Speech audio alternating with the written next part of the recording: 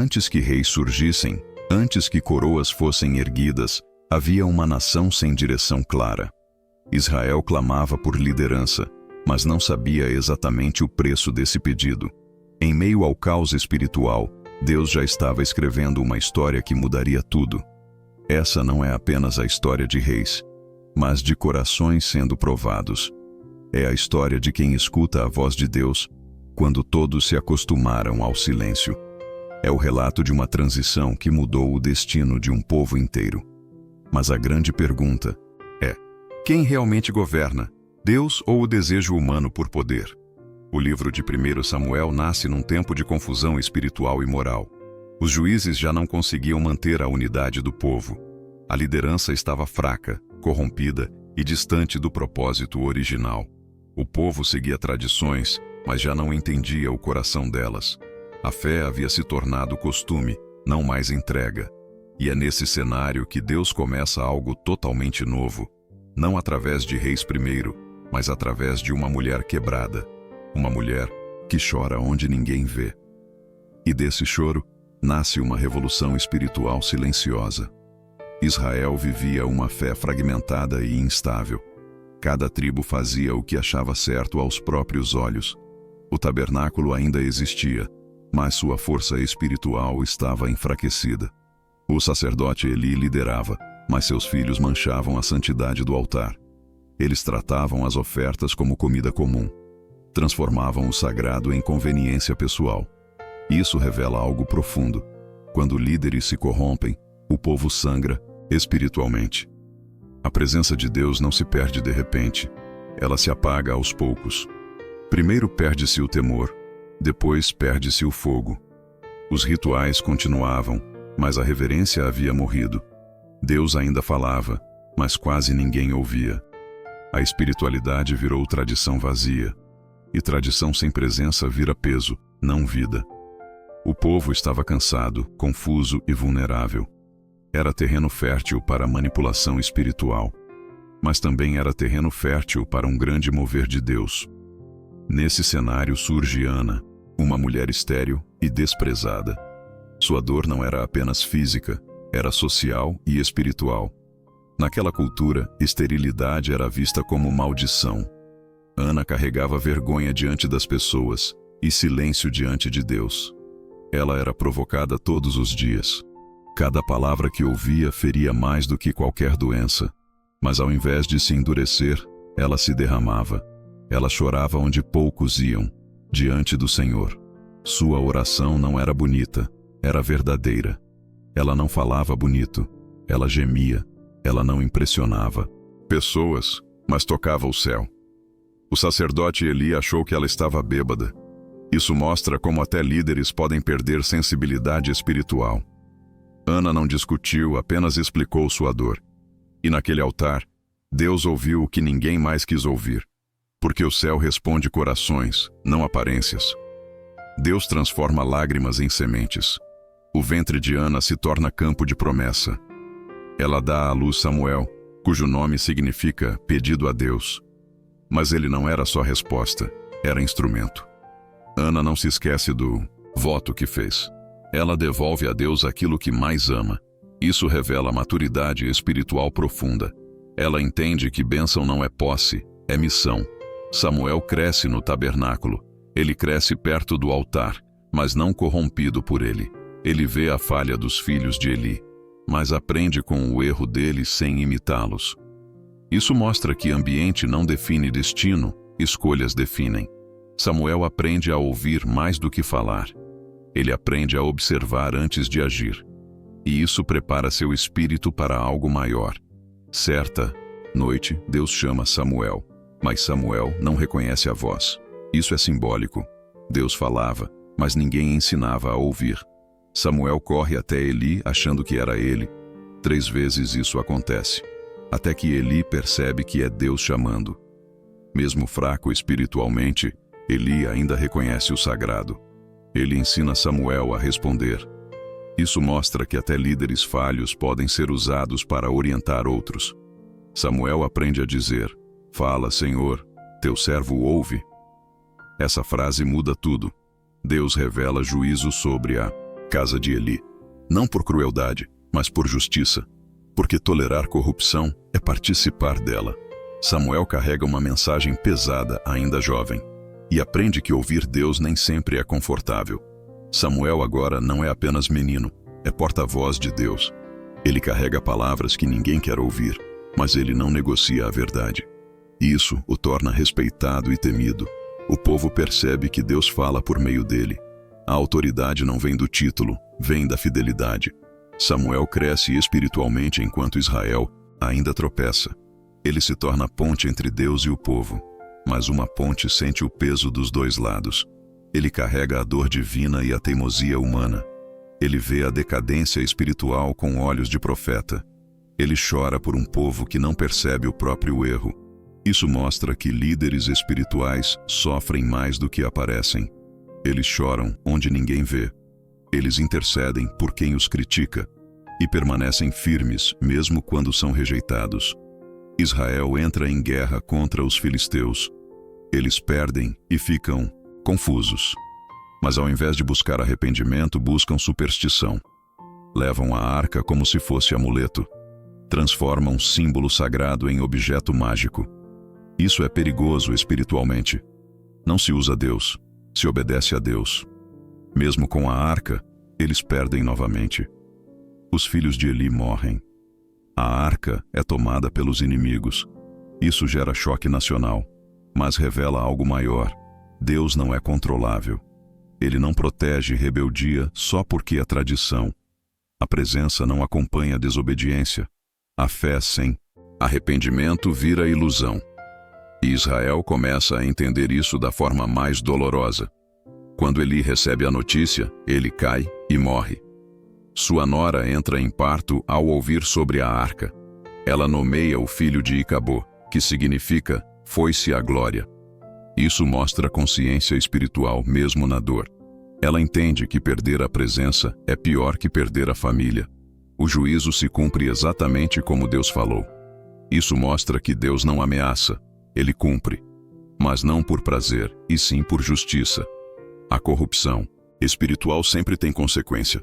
Pode demorar, mas chega. Deus é paciente, mas não é indiferente. Ele espera arrependimento, não desculpas. E quando não há mudança, há correção. Isso não destrói o amor de Deus. Isso prova que ele leva a santidade a sério e prepara o caminho para a restauração futura. A arca vai para território inimigo. Mas Deus mostra que não precisa de exércitos para se defender. Os ídolos filisteus caem diante da arca. As cidades são atingidas por pragas. O povo entra em pânico. Eles percebem que a presença de Deus é poder real, mas não querem se submeter a ele. Querem apenas se livrar dele. Isso revela que muitos temem Deus, mas não o amam. Eles devolvem a arca com ofertas, mas não por arrependimento, por medo. Mesmo assim, Deus conduz tudo. Ele mostra que continua soberano. Mesmo quando seu povo falha, mesmo quando líderes caem, ele continua escrevendo sua história. Samuel convoca o povo ao arrependimento. Ele não oferece atalhos espirituais. Ele exige mudança verdadeira. Ele diz para abandonarem ídolos, para voltarem o coração ao Senhor. Isso mostra liderança espiritual real. Não agrada, confronta. Não massageia, transforma. O povo começa a ouvir, mas ainda há resistência interna. Mudar é mais difícil do que reclamar. Arrependimento exige morte do ego. Samuel ora, intercede e ensina. Mas o coração humano ainda quer controle. E aos poucos nasce um novo desejo no povo. Um desejo que mudará o rumo da história. Ter um rei como as outras nações. O povo agora não quer mais apenas direção, quer controle. Eles olham para as nações e sentem inveja. Querem um rei visível, forte e humano. Querem alguém que lute por eles com espada, não com oração. Mas a pergunta central ecoa: eles querem um rei ou querem fugir de Deus? Samuel se entristece profundamente. Ele entende que não é rejeição a ele, mas a Deus. Deus confirma isso em silêncio doloroso. O povo quer segurança sem dependência espiritual.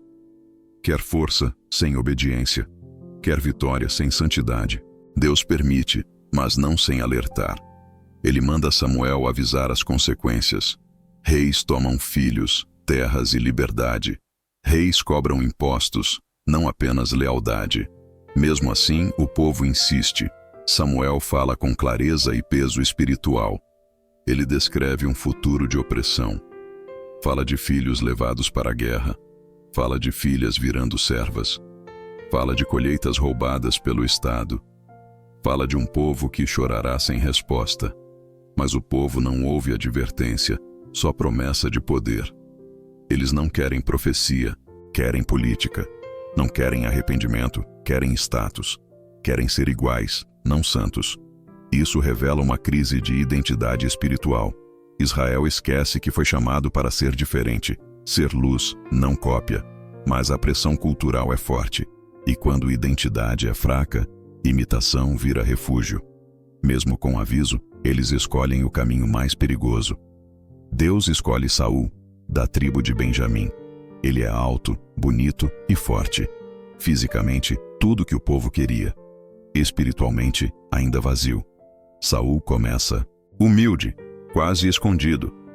Isso mostra que a aparência não revela destino. Ele é encontrado procurando jumentas, mas Deus o encontra buscando propósito maior. Samuel o unge em segredo. Derrama óleo que representa a autoridade espiritual. Saul sente algo mudar dentro dele. Ele profetiza entre profetas. Isso mostra que Deus dá oportunidade real. Mas dom não é garantia de caráter. Chamado não substitui obediência. E início não garante final. Quando Saul é apresentado ao povo, ele se esconde. Isso revela medo interno. Mas o povo vê apenas a aparência externa. Eles gritam, "Viva o rei!" Mas poucos sabem quem ele realmente é. Samuel escreve os direitos do reino. Ele avisa que aquilo mudará tudo. Alguns desprezam Saul. Outros o seguem com lealdade. Isso mostra que liderança sempre divide. Nem todos aceitam novos tempos. Saul guarda silêncio diante do desprezo. Isso parece humildade, mas também pode ser insegurança. Silêncio nem sempre é virtude. Às vezes é medo de confronto. Os amonitas atacam Jabes de Gileade. Saul é tomado pelo Espírito de Deus. Ele convoca Israel para a guerra. O povo se une. Eles vencem com força e estratégia. Isso gera entusiasmo nacional. O povo quer matar os que desprezaram Saul. Mas Saul perdoa. Ele dá seu primeiro sinal de maturidade. Ele entende que vitória vem de Deus. Isso cria esperança no coração do povo. Eles renovam o reino em Gilgal. Samuel lembra que Deus ainda é o verdadeiro rei, mas o povo começa a olhar mais para Saul. Quando líderes crescem, Deus pode diminuir aos olhos do povo. E isso é espiritualmente perigoso. Samuel faz um discurso marcante. Ele revisa a história de Israel. Mostra como Deus sempre foi fiel. E como o povo sempre foi instável. Ele declara sua própria integridade. Ninguém o acusa de corrupção. Isso mostra liderança limpa. Ele confronta o pecado do povo. Mesmo assim, ora por eles. Deus envia trovões e chuva fora de época. O povo sente medo. Eles percebem que erraram. Pedem oração. Samuel promete não abandoná-los. Mas avisa que desobediência trará dor. A aliança continua, mas com responsabilidade. Saul enfrenta os filisteus. Ele espera Samuel para sacrificar. Mas Samuel se atrasa. O povo começa a se dispersar. Saul sente pressão. Ele decide agir por conta própria. Ele oferece sacrifício sem ser sacerdote. Isso é desobediência direta. Samuel chega logo depois. Ele confronta Saul. Saul se justifica. Ele culpa o povo, o tempo e o medo. Mas não assume o erro. Isso revela problema interno. Desculpa substitui arrependimento. E isso muda tudo. Samuel declara juízo. Diz que o reino não permanecerá com Saul. Deus já escolheu outro homem. Saul sente perda, mas não muda coração. Ele sente mais medo de perder poder do que de perder Deus. Mesmo assim, continua reinando. Mas agora sob sombra. Ele tem coroa, mas não aprovação plena. Isso gera insegurança interna. Líder sem aprovação divina governa com medo. E medo gera controle. Controle gera opressão. O povo ainda não percebe isso, mas o céu já escreveu novo nome. O reinado de Saul começa a morrer por dentro, antes mesmo de cair por fora. Os filisteus dominam tecnologia de guerra. Israel não tem ferreiros, não tem armas suficientes. Isso mostra dependência externa. Saul tem poucos soldados. Jonatas, seu filho, age com fé. Ele ataca inimigos com ousadia. Deus age por meio de poucos. O inimigo entra em confusão. A vitória vem do céu. Mas Saul atrapalha com voto imprudente. Proíbe o povo de comer. Isso enfraquece o exército. Jonatas quebra o voto sem saber.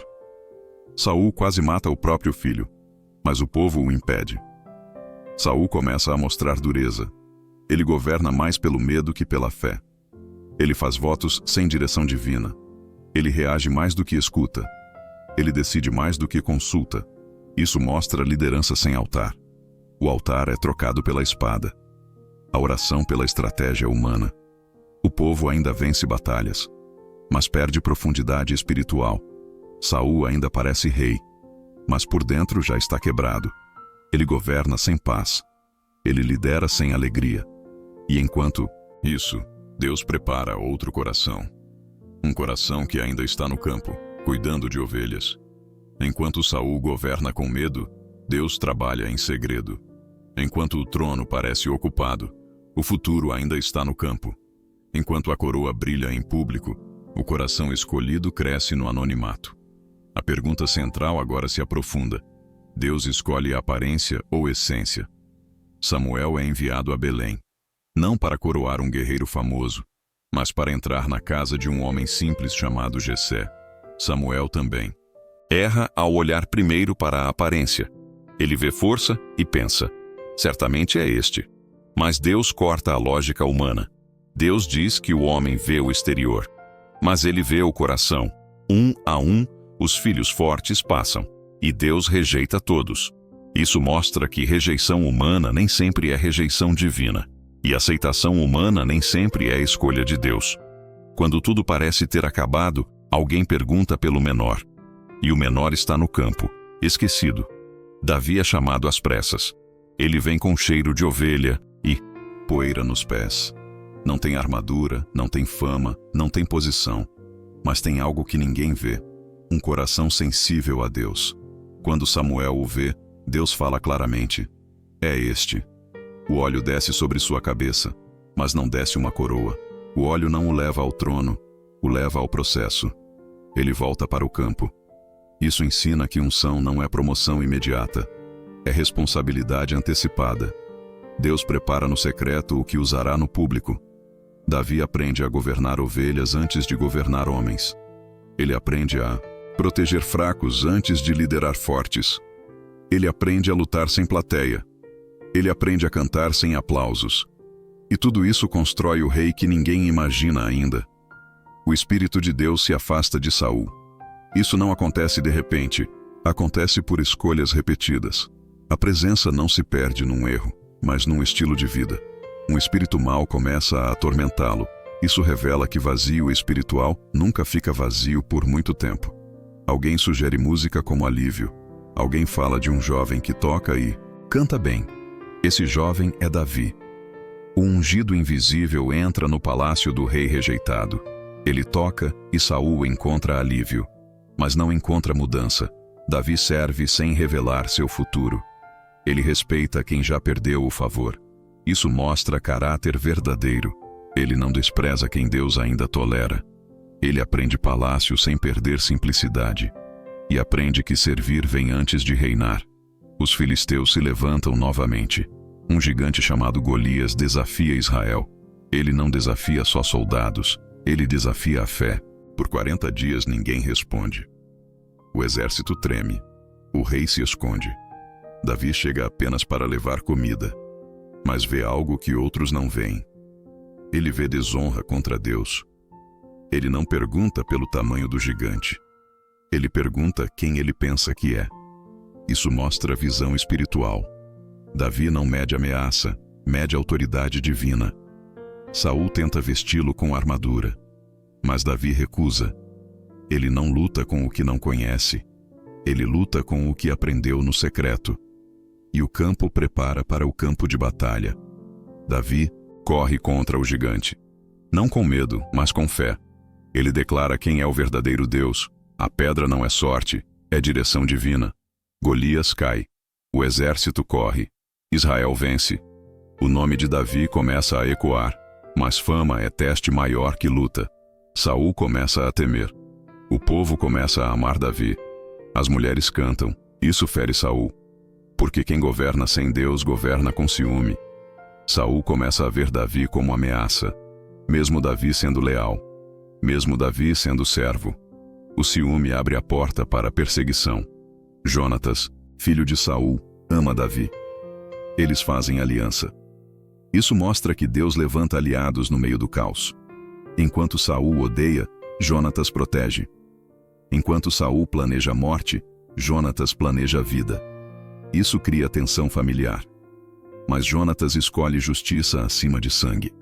Davi não usa a amizade para subir. Ele usa a amizade para permanecer fiel.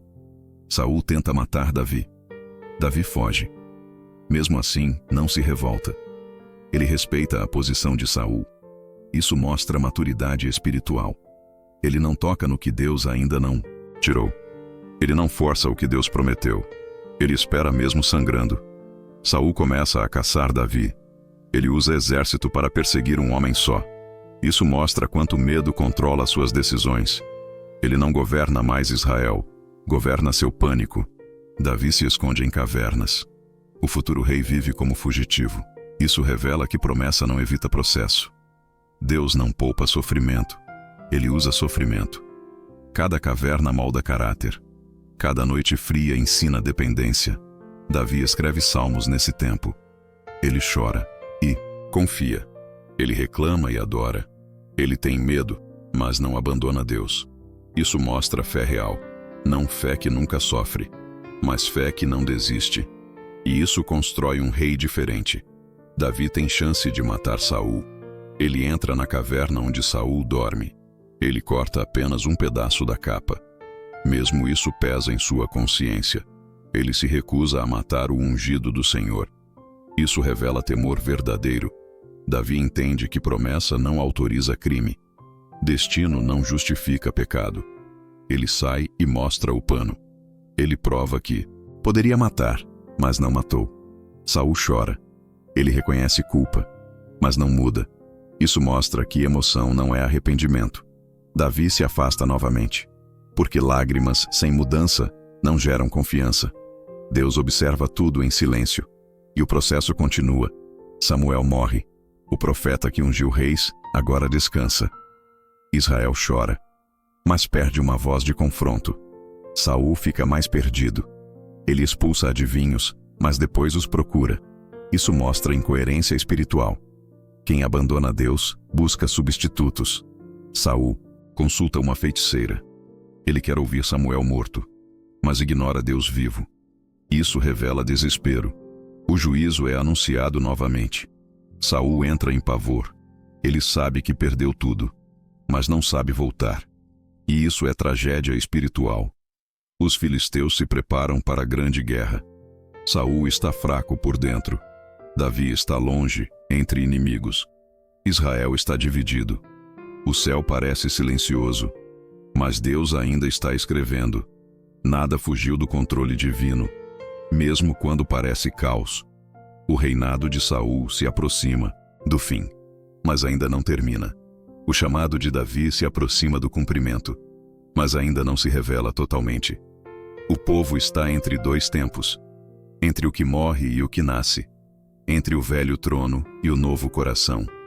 E a história ainda não acabou, porque Deus ainda vai mostrar que ele continua sendo o verdadeiro rei. A guerra se aproxima como uma sombra inevitável. Os filisteus se organizam com força total. Saul olha ao redor e não vê resposta.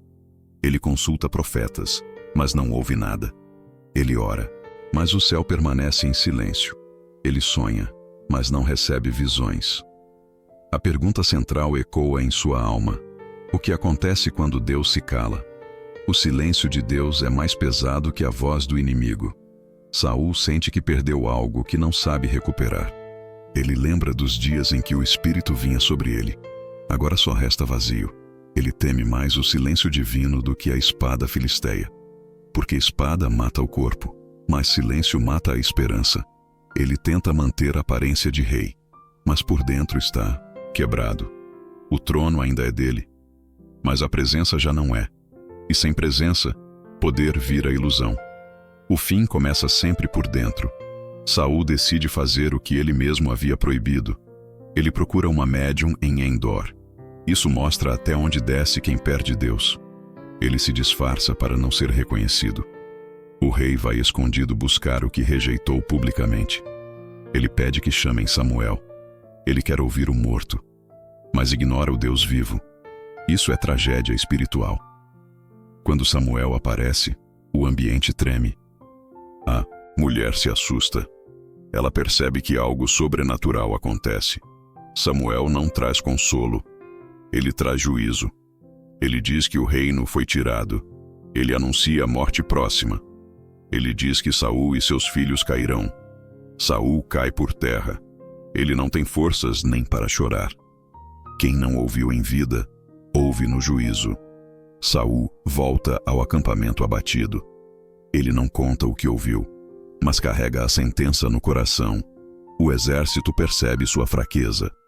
Líder fraco gera povo inseguro.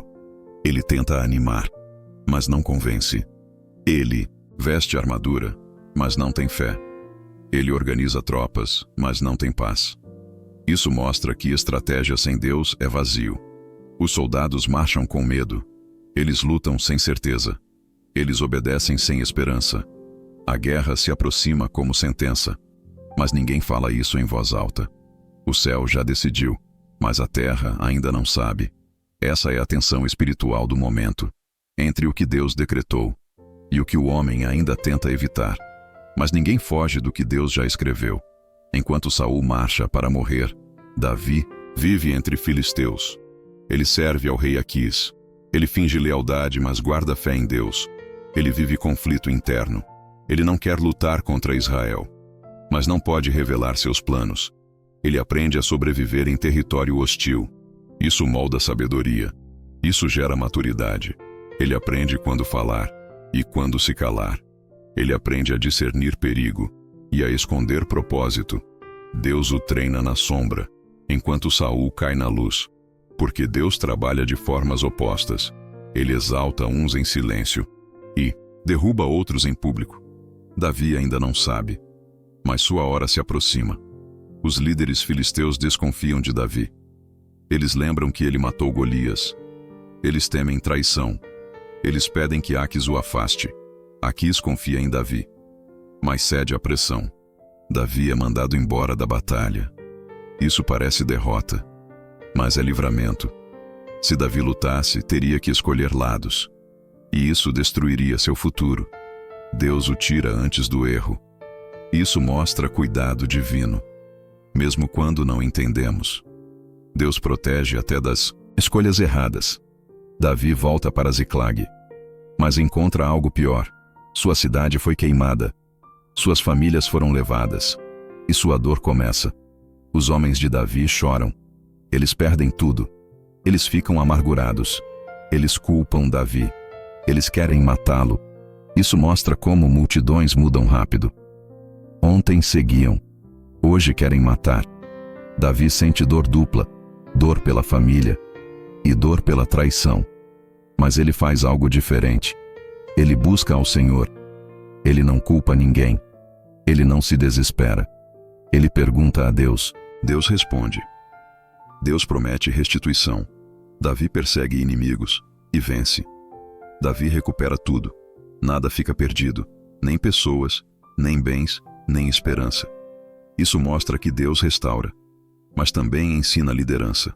Alguns não lutaram, alguns ficaram cansados, outros foram à guerra. Davi divide igualmente. Ele não governa com injustiça. Ele governa com graça. Isso mostra caráter real. Ele não se exalta. Ele não humilha fracos. Ele une. Ele prepara seu povo, sem saber que será rei, mas já age como rei. Os filisteus atacam Israel. A guerra é feroz. Os filhos de Saul morrem. O exército foge. Saul é ferido. Ele vê tudo desmoronar. Ele lembra das palavras de Samuel. Ele entende que chegou o fim. Ele pede que o escudeiro o mate. O escudeiro recusa. Saul cai sobre sua própria espada. Assim morre o primeiro rei. Não por inimigos apenas, mas por escolhas erradas. Ele começou humilde. Terminou desesperado. Começou ouvindo Deus. Terminou ouvindo mortos. Isso é lição eterna. Quem abandona Deus perde tudo. Israel chora. Os filisteus comemoram. Eles exibem armas de Saul. Eles penduram seu corpo. Mas homens valentes o resgatam. Eles honram o rei, mesmo com falhas. Isso mostra que a história é complexa. Ninguém é só vilão, nem só herói. Saul foi usado, mas se perdeu. Ele teve chance, mas não mudou. Agora tudo está vazio. O trono está sem dono, mas Deus já escolheu. O povo ainda não sabe, mas o céu já decidiu. E o próximo capítulo começa a nascer. Saul morreu, mas Davi ainda não reina. Isso cria espaço de tensão entre promessa e cumprimento, entre palavra e realidade. Davi ainda está no campo, mas o trono está vazio. O tempo está maduro, mas o processo ainda não acabou. Deus não se apressa. Ele cumpre no tempo certo. O povo precisa aprender que reis não salvam, só Deus salva. O erro de Saul servirá de espelho para o futuro rei. A história não terminou. Ela apenas virou página, porque o Deus que remove reis também levanta novos corações. O campo ainda cheira a guerra. A poeira da batalha ainda paira no ar. Mas o trono está vazio. O povo está confuso. O céu está em silêncio. A pergunta central agora é inevitável. O que acontece quando um reinado morre antes que outro comece? Entre a morte de Saul e a exaltação de Davi, existe um vale. E vales são lugares de prova. Ninguém sabe quem governa. Ninguém sabe quem manda. Mas Deus sabe. Ele nunca perde o controle entre capítulos. O homem pensa que tudo acabou. Mas Deus sabe que tudo apenas mudou de fase. A história não parou. Ela apenas respirou. Porque depois de toda queda, vem uma decisão. E depois de toda decisão, vem uma consequência. Israel está diante de uma encruzilhada espiritual. E Davi ainda não sabe que seu nome será chamado. Um homem chega cansado. Ele vem do campo de batalha. Ele traz pó na cabeça. Ele traz morte nos olhos. Ele se ajoelha diante de Davi. Ele anuncia que Saul morreu. Ele diz que os filhos de Saul também morreram. Ele diz que Israel fugiu. Ele acha que traz boas notícias. Ele pensa que Davi vai comemorar. Ele não entende o coração de Davi, porque Davi não se alegra com a queda do ungido. Ele não se alegra com tragédia. Ele não constrói vitória sobre cadáver. Ele rasga suas vestes. Ele chora. Ele jejua. Ele lamenta. Ele honra quem Deus honrou. Isso revela quem realmente é rei por dentro. O homem diz que matou Saul. Ele pensa que isso o favorece. Ele acha que será recompensado. Mas ele não entende o temor de Deus. Davi pergunta: como você ousou tocar no ungido do Senhor?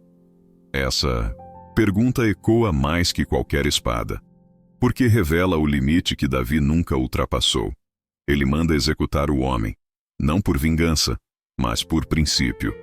Porque quem não respeita a autoridade divina não pode viver sob ela.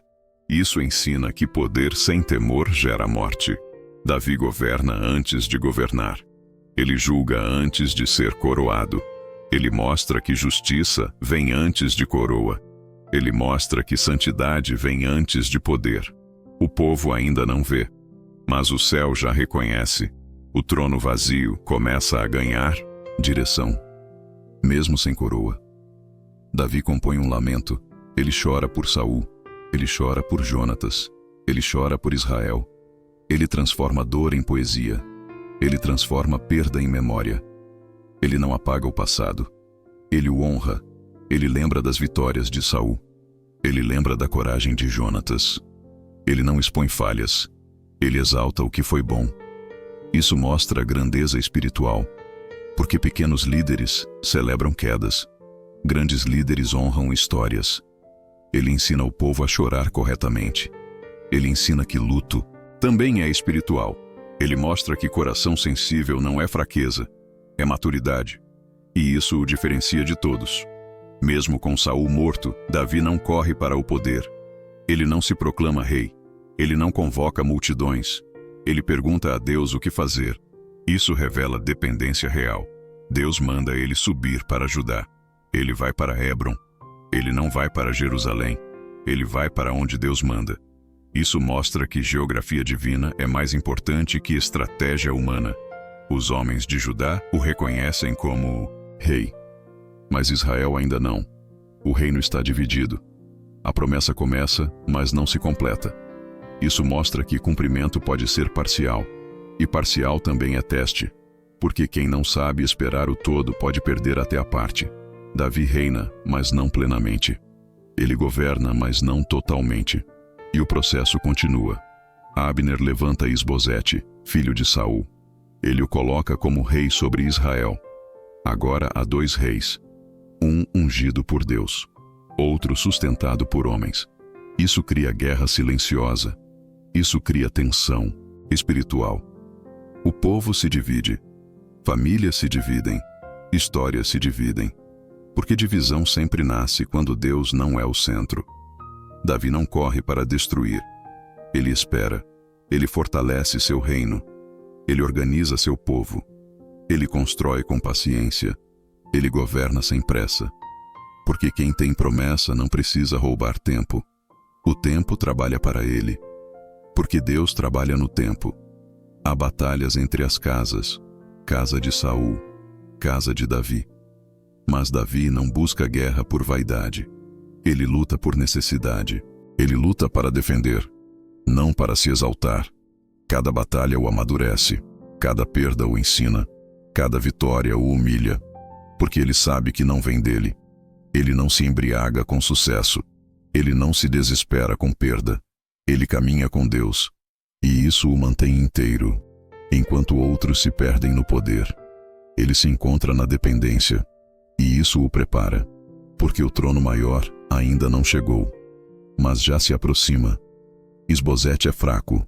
Ele governa sem autoridade espiritual. Abner é quem manda. Isso cria instabilidade. Quando o líder não lidera, alguém domina. Isso sempre gera caos. Abner se revolta. Ele muda de lado. Ele quer entregar o reino a Davi. Isso mostra que poder sem raiz não dura. Mas Abner morre, traído. Isso atrasa o processo, mas não o destrói. Porque quando Deus quer, nem morte impede. O plano não depende de pessoas. Ele usa pessoas, mas não se limita a elas. A casa de Saul enfraquece. A casa de Davi cresce. Israel começa a perceber. Um governa com força humana. Outro governa com temor divino. Um usa espada. Outro usa altar. O povo compara. O povo sente. O povo observa. Porque liderança verdadeira não precisa propaganda. Ela se revela com o tempo. Davi não corre atrás de aceitação. Ele anda em obediência. E obediência gera autoridade invisível. Essa autoridade convence mais que discurso. Ela conquista sem forçar. Ela atrai sem manipular. Ela constrói sem destruir. E aos poucos, corações mudam. Porque Deus muda primeiro por dentro, depois por fora. O trono ainda não está completo. A promessa ainda não se cumpriu totalmente. O reino ainda está dividido. Mas Deus já decidiu. O céu já escreveu. A terra ainda vai descobrir. Davi ainda vai cair e levantar. Ele ainda vai errar e aprender. Ele ainda vai ser provado. Porque promessa não elimina teste. Ela apenas dá sentido a ele. O povo ainda vai chorar e se alegrar, porque a história verdadeira tem altos e baixos. Mas Deus continua no controle. Mesmo quando homens falham, mesmo quando líderes caem, mesmo quando reis morrem. O verdadeiro rei nunca morre. Ele apenas muda a página. E a próxima página já está sendo escrita. O tempo agora trabalha em silêncio. Ele não faz barulho, mas transforma tudo. A casa de Davi cresce sem propaganda. A casa de Saul enfraquece sem perceber. A pergunta central ecoa outra vez. Quem permanece quando Deus decide esperar? Porque esperar é prova maior que lutar. Quem luta mostra força. Quem espera mostra fé. Davi governa parte do povo, mas governa todo o seu coração. Ele não se apressa. Ele não força portas. Ele não cria atalhos. Ele confia que Deus não se atrasa, mesmo quando parece demorar, mesmo quando o povo questiona, mesmo quando inimigos zombam. Ele aprende que promessa não corre. Ela caminha no ritmo de Deus. E o ritmo de Deus nunca erra. A casa de Saul começa a ruir por dentro. Isbosete governa sem autoridade real. Ele tem título, mas não tem voz. Ele tem trono, mas não tem direção. Abner manda mais que ele. Isso gera confusão, porque quando ninguém sabe quem manda, todos sofrem. O povo percebe a fraqueza. Soldados perdem motivação. Líderes perdem respeito. Famílias perdem esperança. Porque governo fraco gera povo cansado. E povo cansado busca alternativa, mesmo sem saber como, mesmo sem saber quando. A casa de Saul ainda existe, mas já não inspira. Ela apenas ocupa espaço. E espaço sem propósito vira peso. E peso sempre cai. Davi governa com proximidade. Ele conhece nomes. Ele conhece dores. Ele conhece histórias. Ele não se esconde atrás do trono. Ele caminha entre o povo. Ele ouve. Ele aconselha. Ele corrige com mansidão.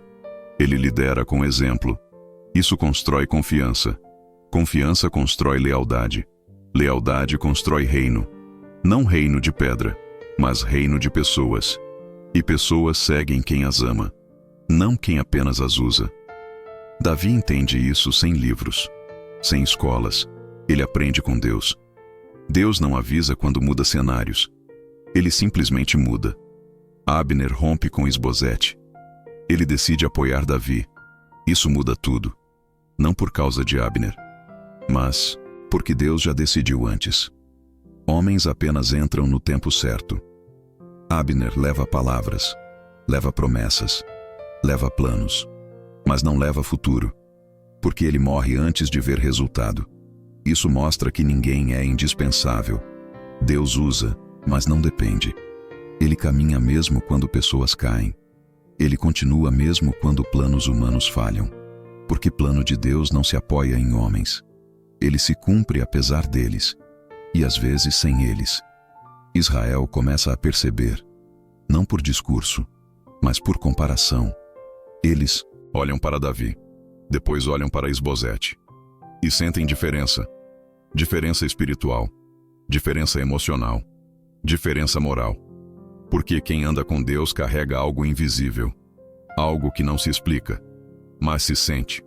O povo começa a falar, começa a comentar, começa a questionar. E perguntas mudam destinos. Porque quando o povo pergunta, o sistema treme. Ninguém segura a mudança quando Deus sopra. Ela começa na mente, depois toma a história. Isbosete sente. Ele percebe que está perdendo. Não apenas poder, mas respeito. Isso gera medo. E medo gera decisões ruins. Ele acusa, ele desconfia, ele se fecha, ele se isola. Mas isolamento não salva rei. Apenas acelera a queda, porque rei sem povo já caiu. Mesmo que ainda esteja sentado, ele governa com desconfiança, e desconfiança destrói alianças. Sem alianças não há reino, sem reino não há trono, e sem trono não há rei. A queda começa invisível. Davi poderia atacar, ele poderia forçar, ele poderia usar fraqueza alheia, mas ele não faz. Por quê? Caráter é mais forte que oportunidade. Nem toda chance vem de Deus. Algumas vêm do ego. Davi aprendeu a discernir. Ele não confunde pressa com promessa. Ele não troca altar por atalho. Ele prefere perder tempo do que perder Deus. Isso é maturidade espiritual. que poucos entendem, mas Deus honra. Porque Deus não unge pressa, Ele unge obediência, mesmo quando dói, mesmo quando cansa, mesmo quando parece injusto. A obediência sempre vence. A casa de Saul enfraquece mais, sem batalhas grandes, sem guerras épicas. Ela cai pelo cansaço, pelo medo, pela falta de visão. Porque quando não se sabe para onde ir, qualquer vento derruba. Esbozete perde aliados, perde apoio, perde moral, perde força. Ele ainda vive, mas já não governa. Ele ainda fala, mas já não manda. Ele ainda senta, mas já não lidera. Porque liderança não se herda, ela se constrói, e ele nunca construiu. O nome de Davi cresce, não por marketing, mas por testemunho. Ele não precisa se anunciar, as pessoas o anunciam. Ele não precisa se defender, sua história o defende. Ele não precisa provar, o tempo prova, e o tempo é aliado de quem anda com Deus. Porque o tempo revela, ele tira máscaras, ele expõe mentiras, ele mostra quem é quem, e quem é de Deus permanece, mesmo quando tudo muda, mesmo quando tudo cai, mesmo quando tudo some. Quem anda com Deus fica, porque Deus não abandona os seus. O trono ainda não é totalmente de Davi, a promessa ainda não se cumpriu inteira, o livro ainda não acabou, a história ainda respira. Deus ainda escreve, Ele ainda testa, Ele ainda molda, Ele ainda prepara, porque cumprimento sem preparo destrói, e Deus não destrói o que Ele escolheu, Ele constrói, mesmo devagar, mesmo com dor, mesmo com perdas, mesmo com esperas, porque no fim, quando a promessa chegar, ela não encontrará uma criança, mas um homem pronto, e a história ainda vai avançar. O vento da história sopra pesado, porque agora não estamos mais diante de um rei que sobe, mas de um rei que desmorona por dentro. O coração de Saul já não encontra descanso nem na música, nem no silêncio, nem na presença dos homens. Enquanto isso, David vive como sombra, correndo entre cavernas, montes e desertos, carregando a promessa que ainda não pode tocar. A pergunta que ecoa é simples e terrível. O que acontece quando Deus se afasta do trono, mas o homem ainda se agarra a ele? Israel sente que algo está quebrado no invisível, mesmo quando tudo parece firme no visível. Os sacerdotes tremem, os profetas silenciam e o povo percebe que o céu não responde como antes. Saul começa a governar movido mais pelo medo do que pela fé. Ele não consulta mais o Senhor como antes, porque teme ouvir aquilo que não quer aceitar. David, por outro lado, aprende a ouvir Deus no deserto, na fuga e na dor. É no lugar de humilhação que ele amadurece para o trono que ainda não existe para ele. Cada passo de David é uma aula secreta de liderança moldada pela rejeição. E cada decisão de Saul é um sinal de um reinado que se sustenta apenas por aparência. Saul passa a ver inimigos onde antes via aliados. Ele desconfia de seus próprios servos e vigia cada palavra que se fala no palácio. O medo se torna seu conselheiro mais constante. Ele já não pergunta o que Deus quer, mas o que vai me proteger. Sua alma se fecha para a correção. Quando alguém fala a verdade, ele escuta como se fosse ataque. A presença de Deus, que antes lhe dava coragem, agora lhe faz falta como um eco distante. O trono ainda é seu, mas a autoridade já não nasce do céu. Ele governa pela força, não pela unção. E quanto mais força ele usa, mais fraco ele se torna por dentro. O povo começa a obedecer por temor, não por confiança. Assim começa a morte lenta de um reinado que já não é sustentado por Deus. David aprende que ser ungido não significa ser entronizado imediatamente. Ele descobre que promessa não é sinônimo de facilidade. Cada caverna se torna uma escola. Cada perseguição se torna um teste de caráter.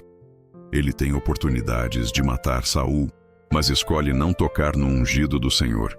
Isso mostra que ele não quer tomar o trono pela força. Ele quer receber o trono das mãos de Deus. Seus homens não entendem essa escolha. Eles acham que é fraqueza, mas é obediência. David prefere sofrer esperando do que vencer desobedecendo. E isso o prepara para governar com justiça. Porque quem aprende a esperar, aprende também a cuidar. Saul tenta falar com Deus, mas não houve resposta. Ele ora, mas o céu permanece fechado.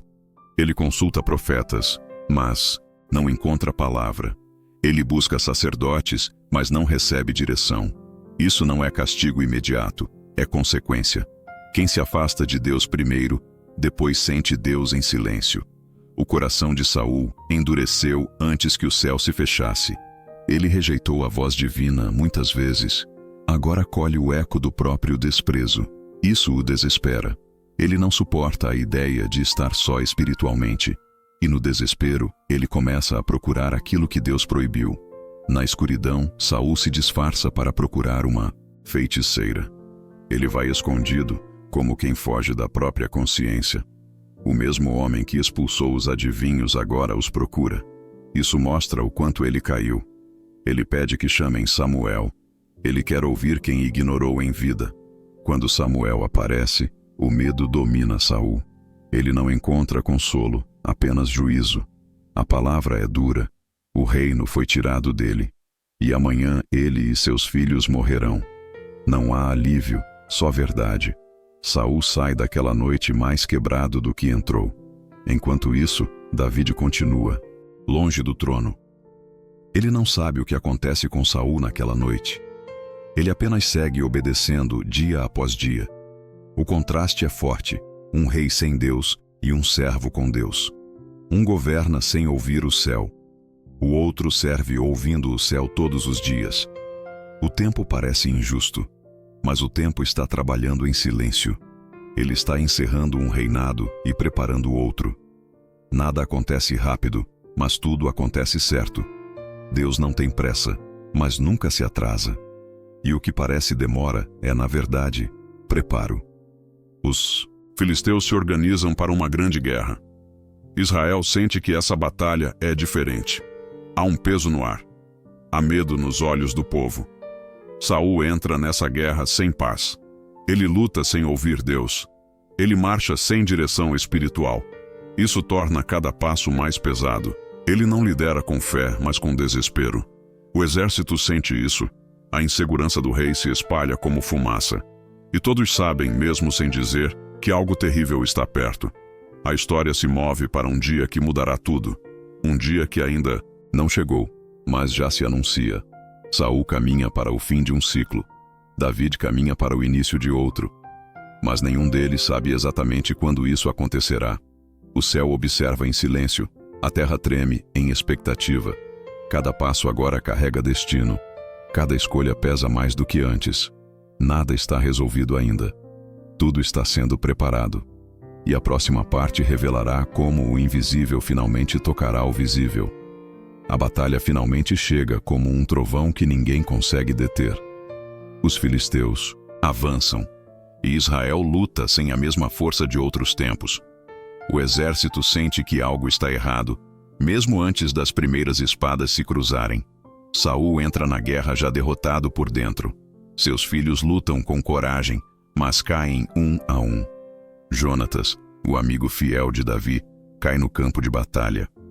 O coração do povo se quebra junto com ele. Saul vê seus filhos mortos e entende que a palavra de Samuel se cumpriu. Ele não quer ser humilhado pelos inimigos. Ele pede que seu escudeiro o mate, mas ele se recusa. Então Saul toma a própria espada e cai sobre ela. Assim termina um reinado que começou com promessa e terminou com desobediência. O corpo de Saul é encontrado pelos filisteus, e a vergonha se espalha por Israel. Mas até na queda, Deus levanta homens justos para honrar o que foi quebrado. Homens valentes resgatam os corpos de Saul e de seus filhos e lhes dão sepultura digna. Isso mostra que honra não depende de perfeição, mas de respeito ao que Deus permitiu existir. Enquanto isso, Davi ainda não sabe de nada.